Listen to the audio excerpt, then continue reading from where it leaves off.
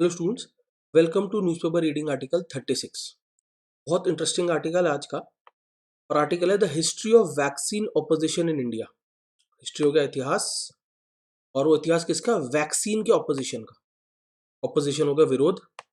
अब इस आर्टिकल को हम क्यों कर रहे हैं, थोड़ा मैं इस पर इन्फॉर्मेशन दे देता हूँ। आपको याद होगा, पहले एक न्यूज़पेपर रीडिंग वीडियो हमने करा था जिसका नाम था पगड़ी संभाल जट्टा। तो उसमें हमने क्या करा था? We drew a parallel. We drew a parallel का मतलब हमने कंपेयर करा था कि जैसे आजकल फार्म लॉस का विरोध हो रहा है, तो आज से 100 साल पहले भी एक बार किसानों ने जो है फार्म लॉस का विरोध करा था जो अंग्रेजों ने बनाए थे। तो उन दोनों सिचुएशंस को हमने कंपेयर करा और बताया कि कितना सिमिलर और कितना डिसिमिलर है। बिल्कुल इसी तरीके से स्टूडेंट्स, एक और हमारे देश में आजकल ड्राइव चल रही है और वो है कोविड-19 की वैक्सीनेशन ड्राइव। कोविड-19 की वैक्सीनेशन लोगों को दी जा रही है, लेकिन कुछ लोग हेजिटेंट हैं, हिचकिचा रहे हैं, जा नहीं रहे हैं इंजेक्शन लगवाने। तो बिल्कुल इस तरीके से पहले भी भारत में हो चुका है। तो क्या हुआ था और कब हुआ था ये पढ़ेंगे, बहुत इंटरेस्टिंग है। आर्टिकल इंडियन एक्सप्रेस में छपा था और इसका जो है लिंक डिस्क्रिप्शन बॉक्स में गिवन है। Let's begin. As the exercise of inoculation against, clear है, the novel corona virus infection gains momentum in the country. तो अब जब इस एस को आप वेन पढ़ सकते हो, अब जब जो एक्सरसाइज है, प्रक्रिया है, किस चीज की प्रक्रिया? इनोकुलेशन। इनोकुलेशन का मतलब समझा देता हूँ। इनोकुलेशन वैक्सीनेशन का मतलब क्या होता है कि वायरस का, बैक्टीरिया का, जर्म का बहुत कमजोर रूप बॉडी में इंजेक्ट करा जाता है, बॉडी में इंट्रोड्यूस करा जाता है, और हमारी बॉडी अपने आप उससे लड़ने के लिए एंटीबॉडीज बनाती है। हमारी बॉडी अपने आप रिस्पॉन्स देती है, बॉडी के अंदर इम्यूनिटी पैदा होती है इस वायरस से लड़ने की। तो अब जब ये जो प्रोसेस चल रहा है, प्रक्रिया चल रही है वैक्सीनेशन की, तो वैक्सीनेशन में हो क्या रहा है? जो कोरोना वायरस है उसका बहुत वीकेंड फॉर्म, बहुत कमजोर रूप हमारी बॉडी के अंदर छोड़ा जा रहा है, और हमारी बॉडी उसके लिए अपने आप क्या कर रही है? एंटीबॉडीज पैदा कर रही है। तो अब जब ये प्रक्रिया चल रही है पूरे देश में, इस चीज की, इनोकुलेशन की, इसको टर्म क्या बोलते हैं? ये जो तरीका है, देखो मैंने डेफिनेशन लिखी हुई है, to inject a weak form of a disease. Inoculation का मतलब क्या होता है? इंजेक्ट करना, इंजेक्शन के माध्यम से डिजीज का कमजोर रूप बॉडी में क्या करना? इंजेक्ट करना, as a way of protecting them against the disease. और इससे क्या होता है? शरीर हमारा जो है, बॉडी जो है, डिजीज से बच सकती है। तो अब जब ये जो प्रक्रिया इनोकुलेशन की जो है नोवल कोरोना वायरस के विरुद्ध जो है मोमेंटम गेन कर रही है, मोमेंटम गेन करने का मतलब जब इस प्रक्रिया में तेजी आ रही है पूरे देश में, in the country, policy makers are also grappling with significant vaccine hesitancy. Policy maker जो है ग्रेपल विद कर रहे हैं। अब ग्रेपल विद का मतलब होता है किसी चीज को मैनेज करना, हैंडल करना, डील करना। और ये जो सिचुएशन है, ये डिफिकल्ट सिचुएशन, यानी किसी डिफिकल्ट सिचुएशन को मैनेज करना, डील करना और हैंडल करना। तो पॉलिसी मेकर जो है ना, इस समय डिफिकल्ट सिचुएशन से डील कर रहे हैं। और वो क्या है कि सिग्निफिकेंट वैक्सीन हेजिटेंसी देखने को मिल रही है। हेजिटेंसी का मतलब हिचकिचाहट। उनको देखने को क्या मिल रहा है कि लोग आगे नहीं आ रहे हैं वैक्सीन लगवाने के, लोग आगे नहीं आ रहे हैं इंजेक्शन लगाने के। तो पूरे का मीनिंग आई होप क्लियर हो गया। This isn't a new experience, और ये कोई नया अनुभव नहीं है। As a look back at the chequered history of the first vaccination efforts in colonial India shows. और ये नया एक्सपीरियंस नहीं है, क्योंकि हमें, जब हम मुड़ के देखते हैं चेकर्ड इतिहास को, चेकर्ड इतिहास का मतलब जिसमें अप्स एंड डाउन्स रहे हों, अच्छे समय भी रहे हों और बुरे समय भी रहे हों। तो जब हम चेकर्ड इतिहास देखते हैं किसका, जो पहली वैक्सीनेशन के प्रयास हुए थे कॉलोनियल भारत में, कॉलोनियल भारत का मतलब जो भारत गुलाम था, तो ये दिखाते हैं, क्या दिखाते हैं वो, कि ये एक नया अनुभव नहीं है और ऐसा पहले भी हो चुका है। आगे बढ़ते हैं, उसी के बारे में जानकारी मिल जाएगी ऐसा पहले कब हुआ होगा। ऑन जून 14 1802, 14 जून 1802 को, 3 ईयर ओल्ड एना डस्टॉल, 3 वर्षीय Anna Dustoll, born to a female help of a British officer in Bombay, जो पैदा हुई थी एक फीमेल हेल्प के यहाँ। फीमेल हेल्प हो गया फीमेल सर्वेंट के यहाँ, और किसके सर्वेंट? एक ब्रिटिश ऑफिसर के सर्वेंट के यहाँ, बॉम्बे में। Became the first child in India to successfully receive the world's first vaccine. वो भारत में पहला बच्चा बनी जिसने सफलतापूर्वक विश्व की पहली वैक्सीन पाई, पहली वैक्सीन ग्रहण करी। फ्रॉम द पस that formed on her skin upon vaccination, और जो पस बनी, अब हिंदी में जो पस वर्ड आप बोलते हो ना, वो इंग्लिश का पस और हिंदी का पस एक ही है। और जो पस बनी उसकी चमड़ी पे, उसकी स्किन पे, वैक्सीनेशन के बाद 5 more children were vaccinated against small pox. 5 और बच्चों को वैक्सीनेट किया गया, पैसिव एक्सप्रेशन, वर वैक्सीनेटेड, और किसके लिए वैक्सीनेट करा गया? स्मॉल पॉक्स के लिए 5 और बच्चों को वैक्सीनेट करा गया। अब आपने स्टूडेंट्स ये समझना, 2 पेयर मैंने सिखाया आपको, इनोक्यूलेट अगेंस्ट और वैक्सीनेट अगेंस्ट। हिंदी में ऐसे बोलते हैं ना, स्मॉल पॉक्स के लिए वैक्सीनेट किया, तो के लिए आगे 4 लगा देते हैं बच्चे। इनोक्यूलेट और वैक्सीनेट दोनों का पेयर अगेंस्ट से आपने बनाना है, ठीक है। अब यहाँ पर ये भी समझ आ गया कि पहले जमाने में वैक्सीनेशन देखो कैसे होती थी। पहले इंजेक्शन नहीं आते थे, पहले जिस व्यक्ति को बीमारी है उससे उसकी पस लिया, ब्लड लिया, वहां से फिर क्या होता था, वो जर्म, वो वायरस इंट्रोड्यूस करते थे दूसरे की बॉडी में। इस तरीके से वैक्सीनेशन होती थी पहले। आगे बढ़ते हैं। देयर आफ्टर, उसके बाद, enough vaccine material was collected using her lymph. उसके बाद पर्याप्त वैक्सीन का मटेरियल कलेक्ट किया गया, वाज कलेक्टेड, पैसे फिर से पास्ट पैसे, और क्या इस्तेमाल करते हैं? उसका लिम्फ इस्तेमाल करते हुए। अब लिम्फ क्या है, इसका मीनिंग मैंने नीचे लिखा हुआ है, देखेंगे सब लोग। लिम्फ क्या है? The almost colourless fluid. Lymph जो होता है ना, बिल्कुल कलरलेस द्रव्य होता है, फ्लूइड होता है, बिल्कुल पानी के जैसा होता है। Containing chiefly white blood cell, जिसमें मुख्यतः वाइट ब्लड सेल्स होते हैं। दैट इज कलेक्टेड, जिसको कलेक्ट करा जाता है from the tissues of the body, body के टिश्यूज में। अक्सर आपने देखा होगा कि जब इसे खून निकलता है, मान लो बचपन में सबको चोट लगती है, आपको भी लगी होगी, तो पहले तो खून निकलता रहता है, थोड़ी देर बाद ना खून बंद हो जाता है, लेकिन उसमें एक कलरलेस लिक्विड सा निकलना शुरू हो जाता है। बिल्कुल उसी लिक्विड की मैं बात कर रहा हूँ। तो उसके बाद क्या रह गया? पर्याप्त वैक्सीन मटेरियल जो है कलेक्ट करा गया लिम्फ से, and send to different parts of the subcontinent, और सबकॉन्टिनेंट के विभिन्न भागों में भेजा गया। Dust Hall was remarkably good tempered. Dust Hall जो थी असामान्य रूप से गुड टेम्पर्ड थी।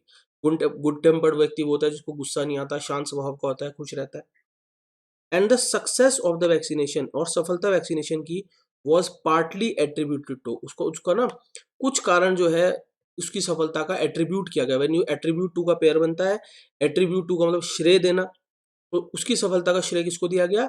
हर quietness and patience in suffering the operation. तो जो ऑपरेशन के दौरान वो शांत रही, तो जो है पेशेंस दिखाया उसने, तो ऑपरेशन के दौरान, तो उसको श्रेय दिया गया। किस चीज का? कि ये जो भी वैक्सीनेशन सही से हो गई, उस चीज को श्रेय दिया गया अकॉर्डिंग टू वन अकाउंट। और ये एक ब्यौरे के अनुसार, अकाउंट यहाँ पर खाता नहीं है, एक ब्यौरे के अनुसार ये बात जानने को हमें मिली। Smallpox was endemic throughout the Indian subcontinent. Smallpox जो था एंडेमिक, एंडेमिक कोई चीज होती है वाइड स्प्रेड होती है, कॉमन होती है, फैली हुई होती है, उस जगह पे बहुत पाई जाती है। तो स्मॉल पॉक्स जो कॉमन था पूरे इंडियन सब कॉन्टिनेंट में, turning into an epidemic every 5 years, और हर 5 साल में वो एक महामारी का रूप ले लेता था। With a mortality of 1 in 3 cases, और जिसमें मोर्टेलिटी, मोर्टेलिटी मतलब डेथ रेट जो था 3 में से 1 केस, यानी हर 3 व्यक्ति में से 1 व्यक्ति मरता था इसकी वजह से। The success of vaccination was, जो सफलता थी वैक्सीनेशन की वो क्या थी? Therefore a cause for imperial optimism, वो कारण था इम्पीरियल ऑप्टिमिज्म का। इम्पीरियल कोई भी चीज होती है रिलेटेड टू द किंग। अब हम तो भाई गुलाम थे ब्रिटिशर्स की, और ब्रिटिशर्स की रानी होती थी क्वीन, तो रिलेटेड टू किंग और क्वीन इंपीरियल होता है। तो ये इंपीरियल ऑप्टिमिज्म, इंपीरियल इंपीरियल सकारात्मकता का जो है कारण थी, मतलब वो बहुत खुश थे कि हमने क्या कर दिया, एक वैक्सीन इंट्रोड्यूस कर दी। But the vaccine was not easily accepted in India, परंतु ये जो वैक्सीन थी ये भारत में आसानी से स्वीकृत नहीं हुई, आसानी से स्वीकारी नहीं गई।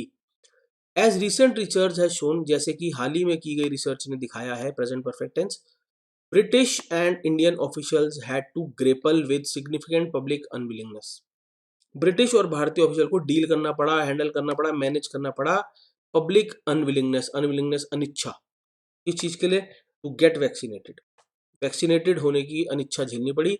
With each section of the society having its own reasons to resist, because हर जो प्रत्येक सेक्शन था समाज का, उसके अपने कारण थे रेजिस्ट करने के। रेजिस्ट करने का मतलब विरोध करने के, अवॉइड करने के। The first shot a cross continental relay. अब देखो यहाँ पर बता रहा है जो पहला वैक्सीनेशन हुई थी वो एक क्रॉस कॉन्टिनेंटल रिले। रिले का मतलब आपको पता है, रेस को बोलते हैं, मैराथन देखी होगी आपने, जिसमें बेटॉन पास करते हैं, एक व्यक्ति भागता है, फिर वो एक छोटी सी लकड़ी दूसरे व्यक्ति को पकड़ाता है, फिर वो भागता है। तो एक रिले रेस की तरह हुआ ये पहली बार जब हुआ। The vaccine created by the English scientist Edward Jenner, vaccine जो क्रिएट की गई थी इंग्लिश साइंटिस्ट एडवर्ड जेनर के द्वारा, used cowpox to produce immunity against small pox. उसने काउपॉक्स का इस्तेमाल करा था इम्यूनिटी पैदा करने के लिए स्मॉल पॉक्स के विरुद्ध। फिर तीसरा pair, vaccinate against, inoculate against, immunity against, ये हमारा तीसरा पेयर होगा। The word vaccine comes from the Latin vacca for cow and vaccinia for cowpox. और देखो शब्द बना ही जो है काउ से रिलेटेड है, क्योंकि एक्चुअली में जो पहला ही वैक्सीन बनी थी वो काउपॉक्स से बनी थी, जिससे स्मॉल पॉक्स के प्रति इम्यूनिटी जो है इंड्यूस करी गई थी। क्लियर हुआ?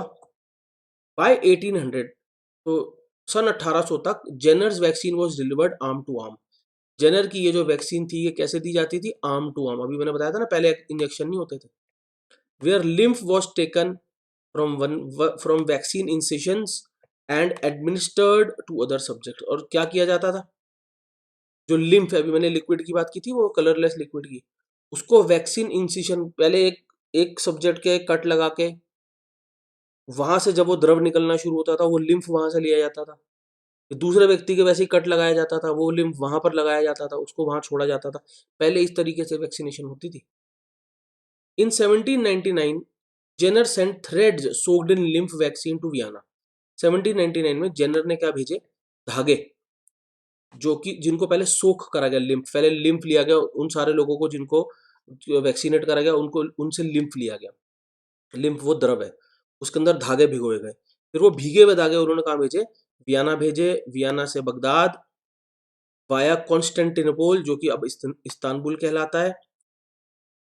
अ वैक्सीनेटेड चाइल्ड फ्रॉम बगदाद, फिर एक वैक्सीनेटेड बच्चा बगदाद से भेजा गया बसरा।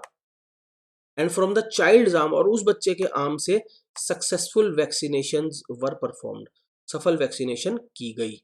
आपको ये आई होप समझ आ गया ना कि वैक्सीनेटेड बच्चे के लिम्फ के अंदर क्या होगा? उसके वैक्सीनेटेड बच्चे बच्चे के लिम्फ के अंदर एंटीबॉडीज होंगी। ये एंटीबॉडीज दूसरे के शरीर में भी इंट्रोड्यूस करने की कोशिश करी जा रही है। इन मे 1802, मई 1802 में a batch of lymph was dispatch to Bombay, एक बैच लिम्फ का डिस्पैच करा गया, भेजा गया Bombay. Where Dusthall was among 20 odd children to receive it, जहां पर डस्ट हॉल उन 20 बच्चों में से थी जिसको ये रिसीव करना था। But the only successful outcome, और वो जो थी एकमात्र सफल आउटकम, एकमात्र सफल नतीजा था, यानी बाकी 19 बच्चों को जिनको ये वैक्सीनेशन दी गई वो सरवाइव नहीं कर पाए, उनके अंदर स्मॉल पॉक्स के अगेंस्ट एंटीबॉडी पैदा नहीं हुई। The relay was often loaded in official accounts. अब ये जो रिले, जो जिसको एक रेस की तरह हमने देखा कि भाई पहले वियना भेजा, बसरा भेजा, तो एक पूरा एक रेस थी चली, जिसमें क्या होता है ना, अब मैंने आपको रिले के बारे में क्या बताया था, एक बेटॉन जिसको बोलते हैं, लकड़ी होती है जिसको एक धावक दूसरे रनर को पकड़ाता है, फिर दूसरा तीसरे को पकड़ाता है। तो यहाँ पर किसको पास करा था गया उस तरीके से? जो हमारा क्या नाम था, लिम्फ से निकाला गया एंटीबॉडीज जो थे वो, लिम्फ में सोक थ्रेड्स थे वो, तो वो रिले इस तरीके से रिलेट करा गया। तो ये जो रिले था was often loaded in official accounts, उसको अक्सर लॉर्ड करा गया, ऑनर करा गया, प्रेज करा गया, एडमायर करा गया ऑफिशियल ब्यूरो में। But the British administration was yet to fully comprehend the problem of lymph logistics. लेकिन ये जो ब्रिटिश एडमिनिस्ट्रेशन थी तब भी पूर्ण रूप से कॉम्प्रिहेंड करना बाकी थी, कॉम्प्रिहेंड करना पूर्ण रूप से समझना बाकी थी। क्या समझना बाकी थी? तकलीफ, प्रॉब्लम किस चीज की? लिम्फ लॉजिस्टिक्स की। लॉजिस्टिक्स का मतलब किसी भी चीज को कैसे स्टोर करना है, कैसे ट्रांसपोर्ट करना है, कैसे सप्लाई करना है, ये सारी चीजें जो आती है लॉजिस्टिक्स में आ जाती है। तो ब्रिटिशर्स को अभी भी ये समझना था कि लिम्फ को स्टोर कैसे करें, भेजे कैसे, मेंटेन कैसे करें, ये उनको आता नहीं था अभी तक। फिर आगे neutralising the influence of tikadars. टीकादार्स किसको बोलते हैं देखते हैं। In 1805 John Shoolbred, the superintendent general of vaccine inoculation, expressed keenness for Bengal to receive the vaccine. तो 1805 में जॉन शूलब्रेड जो कि सुपरिटेंडेंट थे वैक्सीन इनोकुलेशन के, उन्होंने व्यक्त की कीनेस, इच्छा, किस चीज के लिए? कि बंगाल को भी क्या करा जाए, वैक्सीन दी जाए। But the whole tribe of Brahmin inoculators, लेकिन जो पूरी बिरादरी थी ब्राह्मण इनोकुलेटर्स, इनोकुलेटर्स कौन हुए? इनोकुलेटर्स जो कि वैक्सीन प्रदान करता, वैक्सीन देने वाले लोग, पर डिटरमिंड, वो तो डिटरमिंड थे, उन्होंने तो इरादा बना रखा था, इस चीज के डिटरमिंड एनिमीज थे, वो पक्के एनिमी जिसको बोल सकते हैं, दृढ़ एनिमी। इस चीज के, ये जो नई प्रथा चली थी जहां पर लिम्फ के माध्यम से एक व्यक्ति के लिम्फ से दूसरे को वैक्सीनेट करा जा रहा है, तो ये जो ब्राह्मण इनोकुलेटर्स थे ना, ये तो भैया पक्के दुश्मन हो रखे थे। ये noted and were using their influence to stop parents, और वो अपने प्रभाव को, अपने इन्फ्लुएंस को यूज कर रहे थे रोकने के लिए पेरेंट्स को, फ्रॉम प्रेजेंटिंग देयर चिल्ड्रन, कि वो अपने बच्चों को प्रेजेंट ना करें किस चीज के लिए? वैक्सीनेशन। द टीकादार और the inoculator variolator was a product of regions existing method of developing immunity against small pox. ये जो टीकादार था, ये जिसको इनोकुलेटर बोला गया या वेरिलेटर बोला गया, वो जो एक प्रोडक्ट था। प्रोडक्ट का मतलब यहाँ पर इंपॉर्टेंट हिस्सा समझ लीजिए किसका, जो उस क्षेत्र का मेथड था क्या करने के लिए, डेवलप करने के लिए इम्यूनिटी किसके विरुद्ध, स्मॉल पॉक्स के विरुद्ध। यानी इन टीकादारों का एक रोल था। ये वो लोग थे जो क्या करते, वैक्सीनेशन प्रोवाइड करते दूसरे लोगों को, तो इनका एक रोल था। Tikadars would manually induce smallpox with preserved dried scabs from previously inoculated subjects. अब टीकादार क्या करते थे, वो मैन्युअली इंड्यूस करते थे किसी चीज को। जब हम इंड्यूस करते हैं तो उस कंडीशन का कारक बनते हैं, कारण बनते हैं, उसको करवाते हैं। तो मैन्युअली स्मॉल पॉक्स करवाते थे वो। इसको अब मैन्युअली कराते थे स्मॉल पॉक्स। अभी मैंने बताया ना, जब स्मॉल पॉक्स होगा दूसरे व्यक्ति को, तभी तो उसकी एंटीबॉडीज भी उसके अंदर पैदा होंगी। तो लेकिन अभी हमने क्या बताया कि जब वैक्सीनेट कराया जाता है तो उस वायरस या बैक्टीरिया का बहुत कमजोर रूप इंट्रोड्यूस करा जाता है बॉडी में। तो ये टीकादार के काम करते थे। ये टीकादार क्या करते थे, स्मॉल पॉक्स इंड्यूस कराते थे। स्मॉल पॉक्स बहुत वीक फॉर्म में आपके अंदर इंट्रोड्यूस कराते थे। और किसकी मदद से, प्रिजर्व्ड ड्राइड स्कैब्स के माध्यम से। प्रिजर्व कोई चीज है जिसका, जिसको क्या रखा है भाई, जिसको आपने सजो के रखा हुआ है, बचा के रखा हुआ है। जैसे आजकल चीजों को प्रिजर्व करने का क्या तरीका है, उसको रेफ्रिजरेट कर देते हैं, बर्फ में रख देते हैं, फ्रीजर में रख देते हैं। तो ये टीकादार क्या करते थे, जो ड्राइड स्कैब्स होते थे, स्कैब्स क्या होता है, जब भी चोट लगती है तो उसके ऊपर एक पापड़ी जम जाती है लाल रंग की, उसको स्कैब बोलते हैं। तो ये जो सूखे हुए स्कैब होते थे, ये उसको प्रिजर्व करके रख लेते थे। और उसके माध्यम से ये क्या करते थे, सब्जेक्ट के अंदर, सब्जेक्ट मतलब कोई और व्यक्ति के अंदर स्मॉल पॉक्स इंट्रोड्यूस करते थे। पूरा पढ़ रहा हूँ फिर से। Tikadars would manually induce smallpox with preserved dried scabs from previously inoculated subject. तो पहले किसी सब्जेक्ट का, पहले किसी व्यक्ति का जिसका वैक्सीनेशन हो गया है, उसका स्कैब, ये स्कैब भाई मैंने बताया आपको, जो पापड़ी होती है जख्म के ऊपर की, उसको ये प्रिजर्व कर लेते थे और उससे दूसरे व्यक्ति के अंदर ये स्मॉल पॉक्स इंट्रोड्यूस करते थे। The scabs were first purified in Ganga water and the subjects were prepared for inoculation through abstention from fish, milk and ghee. अब ये इनका एक रिचुअल तरीके का था क्या, कि पहले तो उस कैब को, वही जो जख्म का जो पापड़ी होती थी, उसको गंगा जल से प्यूरिफाई करते थे। फिर जिस सब्जेक्ट को इनोकुलेट कराया जाता था, उसको कैसे प्रिपेयर करते थे कि भाई फिश नहीं खाना, मिल्क नहीं खाना, घी नहीं खाना, इन चीज़ों से दूर रहना है, इस तरीके से उनको प्रिपेयर करते थे। टू ब्लंट द टीकादार्स इन्फ्लुएंस, तो ये जो टीकादार थे, इनके प्रभाव को ब्लंट करने के लिए, मतलब इनकी जो एक तरीके से इन्फ्लुएंस थी, उस इन्फ्लुएंस को कम करने के लिए in 1805 pensions were granted to those who were willing to relinquish their practice in and around Calcutta. तो क्या करा गया, पेंशन्स वर ग्रांटेड, पेंशनें शुरू करी गई, पेंशन दी गई उनको जो इच्छुक थे, हु वर विलिंग मतलब जो इच्छुक थे त्यागने के लिए अपनी प्रैक्टिस। प्रैक्टिस मतलब जो, अब टीकादार एक डॉक्टर का ही रोल निभा रहा था एक तरीके से, अपनी practice in and around Calcutta. अब इसका ना समझो कि क्यों ये जो टीकादार वाली प्रैक्टिस थी, ये परेशान कर रही थी अंग्रेजों को। क्योंकि क्या होता है, कास्ट फैक्टर भी आ गया कि जो ब्राह्मण व्यक्ति है वो ब्राह्मण टीकादार के पास ही जाएगा, ऐसी जो मुस्लिम व्यक्ति है वो मुस्लिम टीकादार के पास ही जाएगा। तो एक तरीके से डिवीजन हो गया था, इसको बीमारी की तरह नहीं देखा जा रहा था। कास्ट, रिलीजन, ये सारी चीजें बीच में बीमारी के साथ साथ ये भी इन द मिक्स कूद पड़ी थी। तो अब इसलिए क्या है कि ये अंग्रेजों को बहुत परेशान कर रही थी कि बात कि भाई टीकादार जो है, इनकी इन्फ्लुएंस जो है मेडिकल प्रैक्टिशनर से ज्यादा हो गई। तो उन्होंने ये पेंशन शुरू करी कि आप एक काम करो कि टीकादार का रोल छोड़ो, आपको पेंशन देंगे हम। सम 50 years लेटर, कुछ 50 साल बाद, variolation would be equated to practices such as sati and infanticide. मतलब 50 साल बाद, कब से, 1805 के 50 साल बाद, ये जो टीकादारों की प्रथा थी, टीकादारों के तरीके थे, उसको किससे जोड़ के देखा गया, या उसकी तुलना किससे करेगी, सती प्रथा से और इन्फेंटिसाइड से, killing of a child, infanticide बोला जाता है। तो ये इतनी बुरी प्रथा थी एक तरीके से। क्यों, अभी मैंने आपको समझाई दिया कि कास्ट और रिलीजन को कैसे इसमें इस्तेमाल कर गया। अब देखो, जख्म के स्कैब तक को गंगा जल से धुल के फिर क्या है उसका इस्तेमाल करना, किस चीज के लिए, इंड्यूस करने के लिए स्मॉल पॉक्स। तो ऐसी क्योंकि प्रथाएं चल पड़ी थी, तो 50 साल बाद इन प्रैक्टिसेस को जोड़ के देखा गया कि जैसे जितनी बुरी प्रैक्टिस सती थी, इन्फेंटिसाइड थी, तो ये टीकादार वाली प्रैक्टिस भी उतनी ही बुरी थी। आगे है terrifying vaccinator and painful vaccination. Terrifying vaccinator भी मैंने बताया दिया, टीकादार। टेरिफाइंग मतलब भयानक, डरावना। और पेनफुल वैक्सीनेशन का प्रक्रिया, इसके बारे में क्या जानकारी है। There are many references to weeping mothers, बहुत सारे उदाहरण है, रेफरेंसेस हैं इस चीज के लिए कि रोती हुई माएँ, गुस्से गुस्से में पिता, एंड पेरेंट्स एब्सकॉन्डिंग, एब्सकॉन्डिंग का मतलब गायब, missing, with their children before और आफ्टर वैक्सीनेशन। तो वैक्सीनेशन से पहले या वैक्सीनेशन के बाद ऐसे बहुत से ब्यौरे हैं जब माँ बाप रो रहे हैं, माँ बाप गायब हैं, और ये ब्यौरे कहाँ मिलते हैं? In official accounts from 19th century में। तो औपचारिक ब्यौरों से ये जो है उदाहरण जानने को मिलते हैं। इंडीड, यकीनन, the vaccinator who was always Indian, जो वैक्सीनेटर होता था यकीनन वो हर बार क्या होता था, एक इंडियन होता था, was often a terrifying figure, वो अक्सर एक भयावह फिगर होता था। For most of the 19th century vaccination was not a quick jab of today.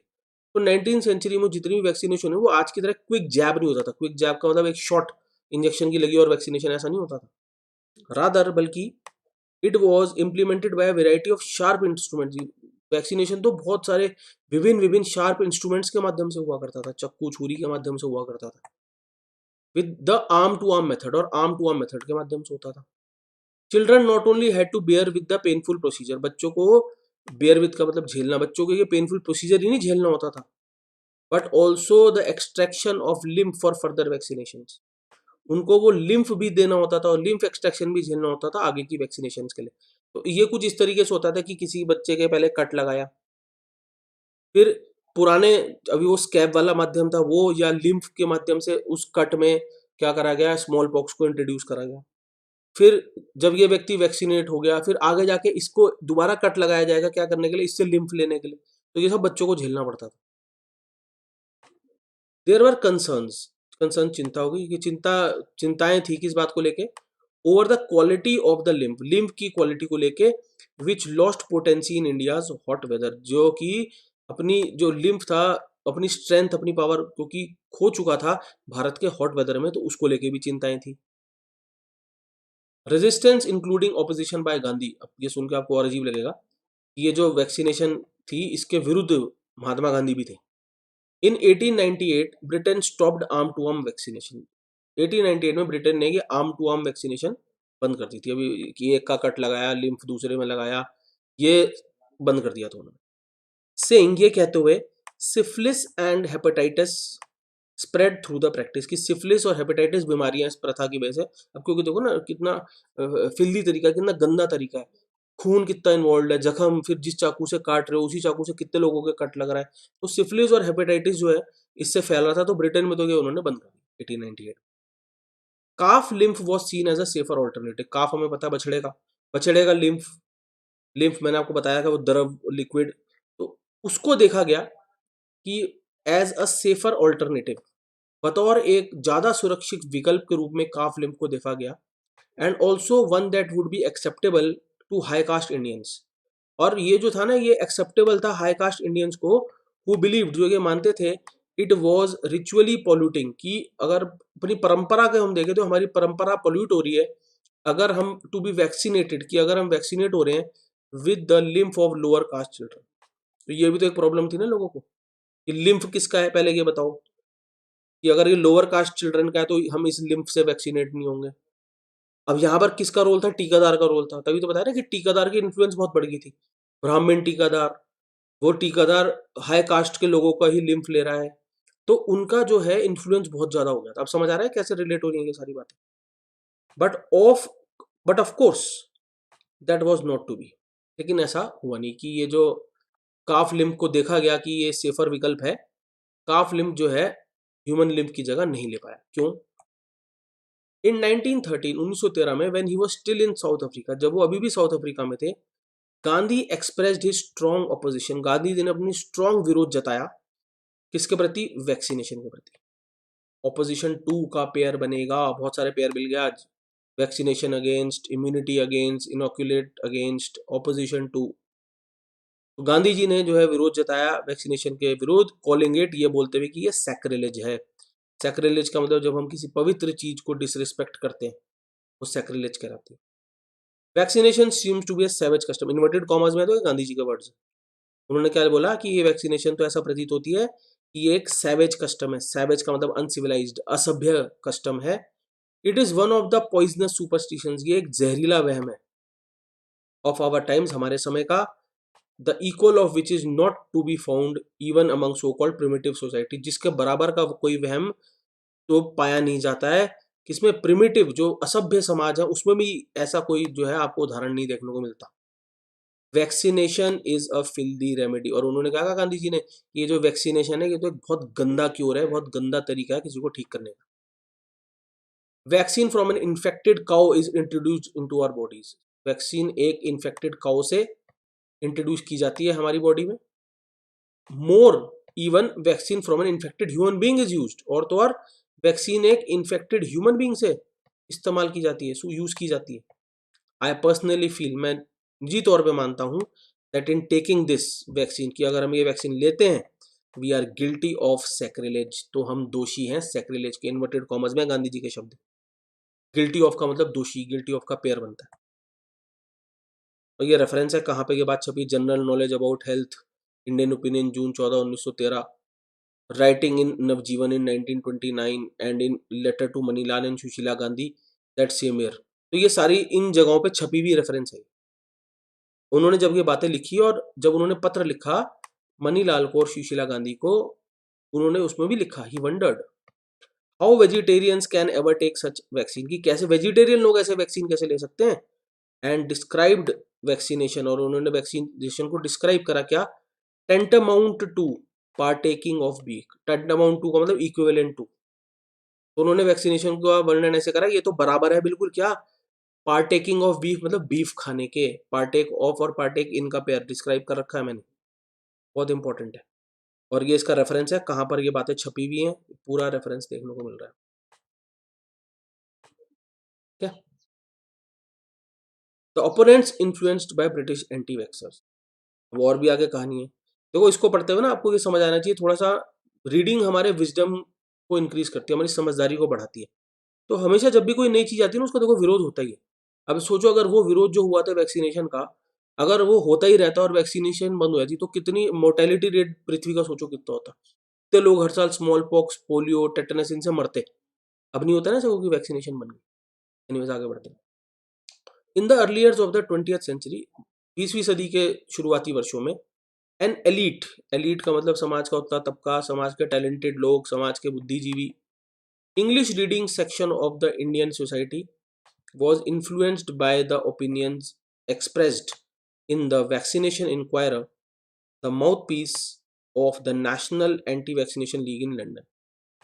तो 20वीं सदी के शुरुआती वर्षों में भारत के कुछ एलीट, भारत के कुछ उतले तबके, भारत के कुछ बुद्धिजीवी जो कि इंग्लिश रीडिंग सेक्शन था भारतीय समाज का, वो प्रभावित हुआ, वॉज इन्फ्लुएंस्ड, कैसे प्रभावित हुआ, किसके द्वारा, ओपिनियंस के द्वारा, जो कि एक्सप्रेस हुए थे। वैक्सीनेशन इंक्वायर एक पत्रिका होगी, अखबार होगी, जो कि माउथपीस था। माउथपीस मतलब उसमें छपता होता था, लेकिन वो बातें किसकी थी, national anti vaccination league London की, इस संगठन की बातें जो थी उस पत्रिका में छपती थी।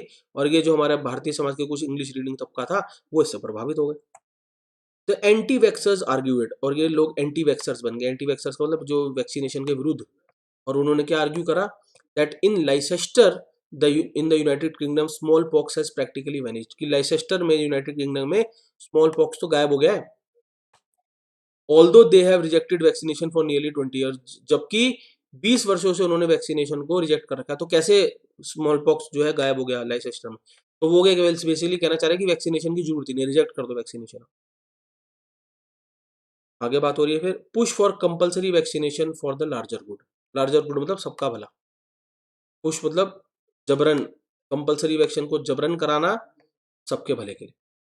From the beginning of vaccination efforts, vaccination efforts के शुरुआती प्रयासों से, there were policy debates, policy को लेकर डिबेट्स हुई बिटवीन दोज, उनके बीच में, हु बिलीव, जो ये मानते थे, that a persuasive rather than coercive method could do the trick, जो ये मानते थे कि एक परसुएसिव तरीका, परसुएसिव मतलब यकीन दिलाना, मनाना, ऐसा तरीका बजाय एक जबरदस्ती कराने वाले तरीके के, जो है परसुएसिव तरीका, कुड डू द ट्रिक मतलब वो कारगर सिद्ध हो सकता है। And those who felt there was no option but to ram the vaccine through the public. और ये डिबेट और किसके बीच में, तो वो लोग जो कहते थे भाई कोई विकल्प ही नहीं है, सिर्फ क्या करना, रैम करनी है इस वैक्सीन को पब्लिक में, रैम करना, पुश करना है फोर्सफुली, आपको जबरदस्ती करवाना ही करवाना है पब्लिक को। Compulsory vaccination acts were passed in several parts of the country, compulsory vaccination act पास की गई देश के विभिन्न हिस्सों में फ्रॉम द लेट 1870 ऑनवर्ड्स, 1870 के बाद से, विद इम्प्रिजमेंट और fines as penalties for evasion. और अगर कोई इवेड करता है मतलब बचता है कंपलसरी वैक्सीनेशन, तो उसको सजा इम्प्रिजनमेंट, जेल या फाइन जो थी वो रहेंगी। ये इन एक्ट्स में बताया गया। The need for understanding fear and creating trust. अब हमारा आर्टिकल कंक्लूड हो रहा है। There has never been a time when opposition to vaccines has not existed. तो कभी भी ना, there has never been, present perfect में यही पढ़ते हैं ना, नेवर है, प्रेजेंट परफेक्ट में जब भी नेवर होगा तो अब तक कभी नहीं। तो अब तक कभी नहीं ऐसा समय रहा है जब ऑपोजिशन यानी जब विरोध ना हुआ हो वैक्सीन्स का, या जब विरोध ना अस्तित्व में रहा हो वैक्सीन्स का। There will always be those, हमेशा वो रहेंगे, who will take the any vaccine, जो कोई भी वैक्सीन लगवा लेंगे, and sorry that is offered, जो ऑफर की जाती है, एंड दोज, और वो who will refuse every vaccine, और वो भी होंगे जो हमेशा वैक्सीन को रिफ्यूज करेंगे। No matter how much the scientific evidence, भले ही कितना भी जो है साइंटिफिक एविडेंस हो, तो दोनों तरीके के लोग होंगे, जो वैक्सीन लगवाएंगे और जो वैक्सीन का विरोध करेंगे। सेड, ये बात किसने कही? Epidemiologist and vaccinologist doctor Chandrakant Lahariya ने। एपिडेमियोलॉजिस्ट कौन होता है? जो एपिडेमिक्स स्टडी करता है। वैक्सीनोलॉजिस्ट कौन होता है? जो वैक्सीन्स का साइंटिस्ट हो। ये डॉक्टर चंद्रकांत लहरिया ने कही, को author of a recent book, जो कि को ऑथर है एक रिसेंट किताब के, on India's flight against covid pandemic. इस किताब के वो ऑथर है। बिहेवियरल साइंस इज नीडेड, व्यवहारिक विज्ञान की जरूरत है, अलॉन्ग विद मेडिकल साइंस के साथ साथ, इन दिस रिगार्ड, इस संदर्भ में, he said. Administrations have to learn, administration को सीखना है, the public's trust in vaccine, किसके बारे में सीखना है? कि लोगों का क्या भरोसा है vaccine. And one of the ways of achieving this, और एक तरीकों में से एक इसको अचीव करने का क्या है? Could be for influential members. वो क्या तरीका है? कि इन्फ्लुएंशियल मेंबर जो हैं, प्रभावशाली मेंबर जो हैं और लीडर जो हैं, to take vaccines to set president, कि वो वैक्सीन लें और उदाहरण सेट करें। President is example. Interesting article लगा। Plenty of words to learn. Words के साथ साथ देखो, जब हम अखबार पढ़ते हैं ना, तो हम क्या करते हैं, एक इंटरेस्ट बन जाता है कि किस तरीके का आर्टिकल हमें अच्छा लग रहा है। हालांकि रीडिंग में ये थोड़ा खतरनाक भी सिद्ध हो सकता है, क्योंकि रीडिंग का पर्पस ये होता है कि हर तरीके की चीज़ हम पढ़ना सीखें। तो अब आज का हेल्थ रिलेटेड था, वैक्सीन क्या होती है, प्रेपोजिशनल पेयर बन गए, पुराने जमाने में क्या होता है। अब ये ऐसी बात भी है कि आप दोस्तों के बीच में चर्चा भी कर सकते हो, आपकी नॉलेज भी झलकेगी इन चीज़ों की वजह से, और इसीलिए कि आर्टिकल बनते हैं। Anyways, you know the drill, आपको पता है क्या करना है। वर्ड्स कॉपी कीजिए अच्छे से अपने नोटबुक में, और इसी तरीके के इंटरेस्टिंग आर्टिकल के साथ मैं आपसे फिर मिलूंगा।